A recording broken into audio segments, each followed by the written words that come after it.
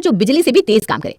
शुरू शुरू में तो सभी सास का यही सपना होता है पर 6-7 महीने के बाद बहू की तलाश करते करते जब अपनी बेटी की औकात उन्हें समझ में आती है, फिर तो एक ही बात उनके मुंह से निकलती है, हे भगवान, बस एक लड़की मिल जाए सुमित के लिए, इसकी शादी हो और मैं गंगा ना हूं। इतना भी गया गुजरा नहीं हूँ मम्मी, क्या पैसा कह रही हो? अभी भी अगर मुंह धोकर बाहर निकल जाओ ना, पूरे मोहल्ले की लड़कियां फॉलो करना शुरू कर दे मुझे। क्योंकि जिस तरह आजकल तुम दिखने लगे हो ना, उस हिसाब से तुम्हारे आगे चलने से उन्हें चोरी का डर सता सकता है, इसलिए पीछे ही सही। ये फुल बाजू का शर्ट, ये चोरों जैसी दाढ़ी और तुम्हारा बॉडी का ये स्मेल, नाता भी नहीं है मम्मी ये। ऐसे तो कोई भी लड़की पसंद नहीं करने वाली इसे। इसे फैशन कहते हैं चिया जी, आपको नहीं पता? अरे आजकल तो बड़े बड़े हीरो भी सफेद दाढ़ी रखने लगे हैं। ऊपर से मैं कोई आवारा लड़का नहीं हूँ जो दिन भर बस चेहरा ही निहारता रहूं। लड़कों की ना जेब देखी जाती है, शक्ल नहीं। वैसे भी जो है ठीक है, बस जरा सा पेट भरा हुआ है, 1 महीने के अंदर मैं उसे भी अंदर कर लूंगा। तो इस फैशन से ही किसी लड़की को रिझा कर ले आना बेटा। इतने बड़े बड़े अंग्रेजी मीडियम स्कूल में पढ़ाया मैंने तुम दोनों को, क्या फायदा हुआ उसका? मेरा नंबर तो आने दो मम्मी, समझ में आ जाएगा कि फायदा हुआ कि नहीं। तुम भैया की टेंशन लो, मुझे तो बस एक फोन करने की देरी है, बाहर लाइन ना लग जाए लड़कों की तो कहना। तभी विनोद घर के अंदर आता है। पानी पिलाइए विनीता जी, इस लड़के के चक्कर में तो दर दर भटकना पड़ रहा है मुझे। ऐसा नहीं है कि समाज में लड़कियां नहीं है, लड़कियां तो है, पर अब सबके भाव ऐसे बढ़े हुए हैं कि 20-30 लाख से कम पैकेज वाले लड़के के घर में कोई जाना ही नहीं चाहती। मुझे तो लगता है ये मिडिल क्लास फैमिली के लड़कों की शादियाँ मुश्किल से 5-10 साल ही होगी, क्योंकि उसके बाद तो लड़कियों का भाव इतना ज़्यादा बढ़ जाएगा कि कोई भी 1 करोड़ से कम कमाने वाले के घर जाएगी नहीं। तब तो मैं कुछ दिन और रुक जाती हूँ, फिर अच्छा खासा लड़का मिल जाएगा मुझे। अरे आपसे बिना कोई मांग किए ही मैंने आपसे शादी कर ली थी, बताइए, खुश नसीब है आप तो। और इस तरह सुमित के लिए लड़की की तलाश करते हुए उसके परिवार वालों का एक और महीना निकल जाता है। और फिर एक रोज विनीता की बहन संजू का कॉल विनीता के फोन पर आता है। 2 दिन से लगातार तुझे फोन कर रही हूँ मैं, जब भी काम पड़ता है ना विनीता, तू कहाँ फोन फेंक देती है पता नहीं। फोन उठाओ कहाँ से, दिमाग ठिकाने रहे तब तो। सुमित को देखने के लिए लड़की वाले आए हुए थे, उसी काम में लगी हुई थी और फोन सोफे के नीचे दब गया। खातिरदारी में ही 20,000 लगा दिया मैंने, फिर भी लड़की वालों ने मना कर दिया। तो समझ ले आज ये मसला भी सॉल्व हो जाएगा। बस तू ना ज्यादा कुंडली मिलाने के पीछे मत पड़ जाना। लड़की मेरे सामने ही बड़ी हुई है, देखा हुआ परिवार है मेरा। अच्छा, लड़की कितनी पढ़ी लिखी है, क्या करते हैं उसके पापा, क्या काम है? बस एक लड़की है जो तेरे 30 साल के बेटे से शादी करने को तैयार है। अब तू ना बस शादी की तैयारियां कर। इतनी मुश्किल से सुमित के लिए किसी लड़की ने हाँ कहा था। अब बहू के आने की तैयारियां करने के अलावा विनीता के पास दूसरा कोई ऑप्शन नहीं था। जोरों शोरों से सुमित का पूरा परिवार शादी की तैयारियों में लग जाता है और शादी का दिन आ ही जाता है। सुमित की दुल्हन सब्यसाची के लहंगे में सीढ़ियों से नीचे उतर रही थी। पूरी जिंदगी कभी इतना भारी कपड़ा नहीं पहना, ऊपर से इतने सारे लोग एक साथ मुझे देखने जा रहे हैं। घबराहट से हाथ पैर ठंडे हुए जा रहे मेरे तो। सुना, आराम से आओ, कोई हड़बड़ी नहीं है। आराम से? ये सुनते ही सुना वहीं सीढ़ी पर बैठ जाती है। ये लड़की बिना शादी तुड़वा के ही मानेगी। अरे बेटा उठ जा, आराम से आजा, मतलब हाँ इतने भी आराम से नहीं, चलो उतरो फटाफट। संजू की बात सुनकर सोना हड़बड़ाकर उठती है और जैसे ही सोना अपना पैर आगे बढ़ाती है उसका पैर फिसल जाता है और विनीता के घर की बहू सीढ़ियों से लुढ़कती हुई उसके पैरों पर आकर गिरती है। अरे बहू तू ठीक तो है ना, गिर कैसे गई? वो मेरी लाडू ने कभी वजन उठाया नहीं ना, तो बेचारी गिर गई। तो ठीक तो है ना सोना मेरी बच्ची? हाँ मम्मी, पर ये लहंगा इतना हैवी है, मैं क्या करूँ? अरे बहू तूने ही तो जिद करके सब ये साची के लहंगे की फरमाइश की थी। पूरे 2 लाख का लहंगा है। 2 लाख में होता ही क्या है, हमारी सोना को बड़े नाजों से पाला है हमने। उसने अपने पूरे जीवन में कभी 1 दिन का भी नहीं उठाया, तो 20 किलो का लहंगा कैसे उठा पाती बेचारी? इस लहंगे में तो तू चल भी नहीं पा रही है बच्चा, फिर कैसे करेगी? आजा मेरे साथ आजा, ये लहंगा बदल कर कोई हल्के कपड़े पहन ले। ये लहंगा मुझे संभला दे वरना इधर उधर हो जाएगा। और मंडप पर आते आते सुमित की दुल्हन उसकी आंखों के सामने ही वापस मुड़ जाती है। न जाने किस घड़ी में पैदा हुआ था सुमित, पहले तो लड़की नहीं मिल रही थी, अब मिली तो मंडप से ही वापस लौट रही है। लगता है शादी तोड़ कर जा रहे हैं लड़की वाले। क्या जीजा जी, आप भी ना हर वक्त अशुभ ही बोलते हैं। वो तो बहू का पैर फिसल गया था इसलिए लहंगा बदलने जा रही है। तेरी शादी तो होगी सुमित बेटा, ये मेरी गारंटी है। हाँ। और कुछ देर बाद दूसरी साड़ी पहनकर सोना मंडप पर आकर बैठती है। 3 फेरे पूरे हुए, बेटी अब तुम आगे बढ़ो। पंडित जी के कहने की देर थी कि सोना फूट फूट कर रोने लगती है। शादी के मंडप पर दुल्हन को रोता देख सभी वहां जमावड़ा लगा लेते हैं। सभी सोना को चुप करवाने में लग जाते हैं। तभी इस हंगामे में तड़का लगाने पीछे से भागती हुई बिंदिया वहां आती है। 2 मिनट नहीं समझी ना मेरी बेटी आप लोगों से? हाँ, अब इंसान बाथरूम में ना जाए क्या? क्या हुआ मेरी बच्ची, तू ठीक तो है ना? आज किसकी शादी है मम्मा? अरे ये क्या बोल रही हो बहू, तुम्हारी शादी है और किसकी? लगता है गिरने के कारण बहू के सर पर चोट आ गई है। तो पंडित जी मुझे आगे बढ़ाने क्यों बोल रहे हैं मम्मी जी? वो क्या चाहते हैं कि मैं आगे बढ़ जाऊं, रास्ता नापूं? अरे बहू गलत समझ लिया तूने। आगे बढ़ जा का मतलब है फेरे में आगे बढ़ जा। अब सुमित पीछे रहेगा और तू आगे रहेगी बहू। ये लो, बस यही सुनना बाकी था। अब समझ में आया इस लड़की ने सुमित को हाँ कैसे कह दिया। और इसी तरह जैसे तैसे फेरे तो पूरे हो जाते हैं और फिर वो वक्त आता है जिसका सुमित को था बेसब्री से इंतजार। कन्या की मांग भरिए। और जैसे ही सुमित हाथ आगे बढ़ाता है सोना मंडप से उठ खड़ी होती है। ओएमजी, पैकेज में ये भी है, मैं ये कैसे भूल गई? ओएमजी, बस 2 मिनट पंडित जी। भागती हुई सोना अपने कमरे में जाती है और वहां से एक लिस्ट लेकर आती है और सुमित के हाथ में रखते हुए कहती है, ये है मेरी माँ, स्विट्जरलैंड का एक ट्रिप, अरमानी के कपड़े, एक बार फरारी की सवारी और भी थोड़ा बहुत है, पढ़ लीजिए ना आराम से। ये कैसी मांग की बात कर रही है बहू तू? है किसी हड़ताल पर बैठी है क्या? आज तेरी शादी है, पंडित जी तेरे माथे की मांग के बारे में बात कर रहे हैं, वही सिंदूर डालेगा ना सुमित। अच्छा, मुझे लगा कि शादी में भी कोई रस्म होती है जिसमें पति पत्नी की मांगे पूरी करता है।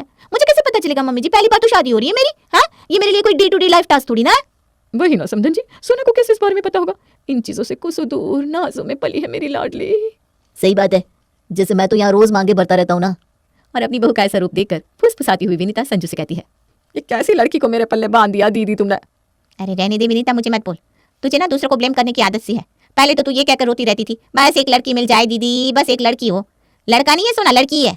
अब लड़की ले आई मैं तेरे लिए तो तेरे ड्रामे ही खत्म नहीं हो रहे। लड़की वालों को भी जबान दी है भाई मैंने, कोई वैल्यू है कि नहीं मेरी बोली की? तू ये तो सोच कितनी सीधी है सोना, किसी चीज का पता नहीं इसे, कभी भी दाव पेच वाला काम नहीं करेगी। वरना आजकल भाभी आती नहीं कि ननद के पीछे पड़ जाती है। और जहां तक रही थोड़ा समझने की बात, तो कोई भी अपने मायके से सब कुछ सीख कर नहीं आता। तूने भी तो साड़ी पहनना अपनी सास से सिखा था, तो ये समझा देना थोड़ा सोना को, महीने 2 महीने में सब सीख जाएगी बेचारी। और फाइनली सुमित और सोना की शादी हो जाती है। विदाई के वक्त जैसे ही बिंदिया सोना के गले लगकर रोने लगती है, सोना कहती है, 1 मिनट मम्मी, बस 1 मिनट, पहले मैं कैमरा तो ऑन कर लूं। पहले ना आप रोकर मेकअप खराब कर लोगी, फिर वीडियो कैसी अच्छी आएगी। मैं ना कैमरा ऑन करती हूँ, एकदम रियल रोना मम्मी, व्यूअर्स बढ़ने चाहिए। और अपना कैमरा ऑन करके सोना रोने लगती है। हाय माय यूट्यूब फैमिली, कैसे आप सब? मेरी भारी आवाज सुनकर आप ये मत समझिएगा कि मेरी तबीयत खराब है। एक्चुअली आज मेरी विदाई है और सुबह से 2 बार होने के कारण मेरी माँ हॉस्पिटलाइज हो चुकी है। चलिए तो मैं अब कैमरा अपनी मम्मी की तरफ करती हूँ। आ मेरी बेटी। और सोना को गले लगाकर विंध्या जोर जोर से रोने लगती है। और ये सारा ड्रामा देखकर सुमित के घर वाले तो सर पकड़ लेते हैं। ये रील्स का भूत बाकी था क्या इसका? ये तो प्लस पॉइंट है बहू का, मान ले। पैसे कमाने लगेगी तो घर पर ही आएंगे ना। ओके फ्रेंड्स, अब मैं अपने ससुराल जा रही हूँ। आपको सारी रस्मों का अपडेट मैं देती रहूंगी। Okay bye.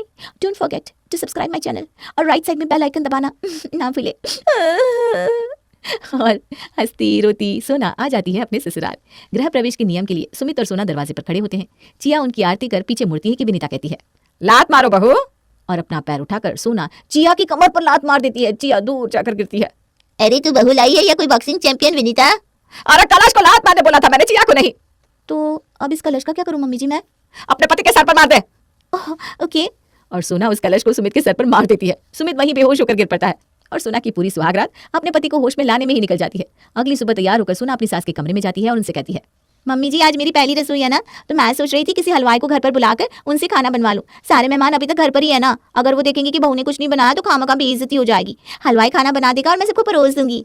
अरे नहीं नहीं बहू, ऐसा नहीं होता। खाना तो तुझे ही बनाना पड़ेगा क्योंकि तेरी पहली रसोई है। चल रसोई में चल, मैं तुझे बताती हूँ कैसे क्या करना है। और अपना कैमरा ऑन कर सोना विनीता के साथ रसोई में चली जाती है। हेलो माय यूट्यूब फैमिली, ये है मेरे ससुराल की रसोई जहाँ मेरी सास आज खाना बनाने में मेरी मदद करने वाली है। बताइए मम्मी जी क्या करना है? एक बड़ी सी कढ़ाई लेकर आजा बेटा, हमें पूरियां तलनी है। सोना कढ़ाई लाकर स्लैब पर रख देती है। अरे इसे गैस पर तो रख। माना तुझे खाना बनाना नहीं आता, पर बर्तन तो गैस पर चढ़ाना आता होगा ना। सोना स्लैब के नीचे का ड्रॉर खोलती है और वहां रखे सिलेंडर के ऊपर कढ़ाई चढ़ा देती है। लीजिए मम्मी जी, चढ़ा दी कढ़ाई। अरे बैल बुद्धि, गैस पर चढ़ाने का मतलब गैस सिलेंडर के ऊपर नहीं, इस स्टोव पर चढ़ा। चल अब इसमें सरसों का तेल डाल। ये तो मुझे आता है मम्मी जी, इस काम में कोई आपकी बहू का हाथ नहीं पकड़ सकता। और कढ़ाई में कुछ दाने सरसों के डालने के बाद सोना उसमें 1 बूंद तेल डाल देती है। काश तेरे पैदा होने के वक्त तेरी माँ ने इस तेल को तेरे सर पर भी डाला होता तो तेरा दिमाग इतना कमजोर तो ना होता। अरे ज्यादा तेल डाल। और ये कौन सा तेल है? तू तो सर पर लगाने वाला तेल लेकर आ गई बहू। हद है ये लड़की। चल जा कढ़ाई धोकर लेकर आ। सोना कढ़ाई को धोकर लेकर आती है और स्टोव पर रखती है। विनीता कढ़ाई में तेल डालती है। अब जब तक तेल गर्म हो रहा है तू आटा लगाना शुरू कर, तब तक मैं थोड़ी देर बाहर बैठ रही हूँ। और फोन मत चलाने लगना, तेल को देखती रहना। तेल को देखना है? हाँ हाँ देखूंगी ना मम्मी जी। 5 मिनट बाद विनीता रसोई में आती है और देखती है कि सोना खड़ी हुई तेल को खोलता हुआ देख रही है। अरे राम रे, ये लड़की तो हमारे घर में आग लगा कर रहेगी। अरे नॉब बंद कर। यहाँ तेल खोल रहा है और तू खड़ी होकर देख रही है। और आटा कहाँ है? कहाँ लगाया तूने आटा? वाह मम्मी जी वाह। हाँ ये तो दोगलापंती हो गई। आप ही ने कहा था कि फोन मत चलाना, तेल को देखती रहना, तो मैं तेल को देख रही थी। और आटा कहाँ लगाना ये तो आपने बताया नहीं। खुद ही ना अभी आधी इन्फॉर्मेशन देती है और फिर गुस्सा करती हो। मैं अपनी मर्जी से कहीं पे भी आटा लगाती थी तो आप मुझे 10 बातें ना सुनाती। चलिए अब बता दीजिए कहाँ लगाना है आटा। तभी दरवाजे पर विनोद आकर कहता है, जोरों शोरों से तैयारी हो रही है लगता है, लगी रहो बहू, इन्हीं के मुंह पर लगा दे आटा।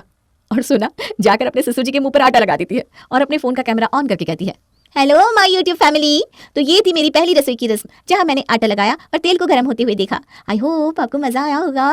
Do like and subscribe my channel सोना जैसी सोना। और अपनी बहू से परेशान होकर विनीता को खुद ही सारा खाना बनाना पड़ता है। 1 हफ्ते बाद। अब तो 1 हफ्ता हो गया तुझे यहाँ, तुझे रसोई में भेजना जान का जोखिम जैसा है। तो एक काम कर, कपड़े खींच दे। जी मम्मी जी, वो मम्मी मेरा फ़ोन ना चार्जिंग पे है, एक बार आप अपना फ़ोन दे दीजिए ना। और अपनी सास का फोन का कैमरा ऑन करने के बाद सोना पत्थर से घस घस कर कपड़े धोने लगती है। बहू, ये तूने मेरी साड़ी के साथ क्या किया है राम? आप ही ने तो बोला था मम्मी जी के कपड़े घसते। मैं कपड़े ही तो घस रही थी, मेरे पास प्रूफ है। देखिए सामने आपके फोन पर सब रिकॉर्ड हो रहा है।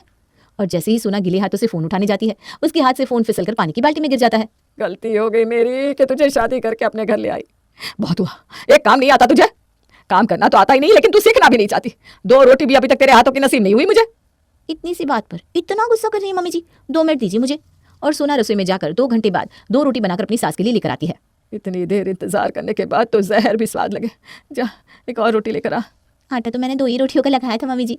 वो आपने बोला था ना 2 रोटी भी नसीब नहीं होती। हो गई ना? बस अब बहुत हुआ, फोन लगा समधान जी को। और आधे घंटे के अंदर ही विनीता अपने घर पर एक सभा बिठा लेती है, जहां बिंदिया और संजू दोनों ही मौजूद होती हैं। बहुत कोशिश कर ली मैंने सोना को सुधारने की, पर अब ये मेरे हाथ में नहीं है। आपको जो भी गिला शिकवा है बिंदिया जी, ये मेरी बड़ी बहन से समझ लीजिए, क्योंकि इसी ने मुझे आपके घर का रिश्ता बताया था। तो तू इतनी सी बात में शादी तोड़ने पर आ गई है? तुझे तो चाहिए थी ना फूल जैसी बहू जो सिर्फ एक लड़की हो। इतनी फूलों जैसी लड़की भी नहीं चाहिए थी। इससे तो अच्छा मैं किसी काम वाली की बेटी को ही ब्याह कर ले आती। और जैसे ही विनीता ये कहती है, ले बिंदिया, हो गया तेरा काम। अब तुझे कोई कुछ नहीं कह पाएगा। चल सोना, अब तुझे बिना ड्रामा करने की जरूरत नहीं है। अरे विनीता, मैं तेरे लिए काम वाली की बेटी ही तो ढूंढ कर लाई हूँ। विनीता मेरे घर पर ना बर्तन साफ करती है। बेचारी को अपनी बेटी के लिए एक अच्छे घर के लड़के की तलाश थी, तो मेरे दिमाग में ना सुमित का ख्याल आ गया। पर ये जानकर कि सोना काम वाली की बेटी है, तुम रिश्ते के लिए मना ना कर दो, तो मैंने इन दोनों को ये नाटक करने के लिए कहा था। अब तो तू समझ ही गई होगी कि नखरे वाली दुल्हन लाने से अच्छा है किसी काम वाली की बेटी को ही दुल्हन बना कर ले आओ। किसी का भाग्य तो सुधर जाए। तो मैं जाऊँ माँ जी बर्तन साफ करने? सोना काम करे या ना करे, मेरे लिए वो बेस्ट थी और बेस्ट रहेगी। 2 साल बाद। अरे रुक भी जा, बहू कितना खिलाएगी। मैं तो जिंदगी भर दीदी का शुक्रगुजार रहूंगी जो उसने मुझे ऐसी बहू दिलवाई। हेलो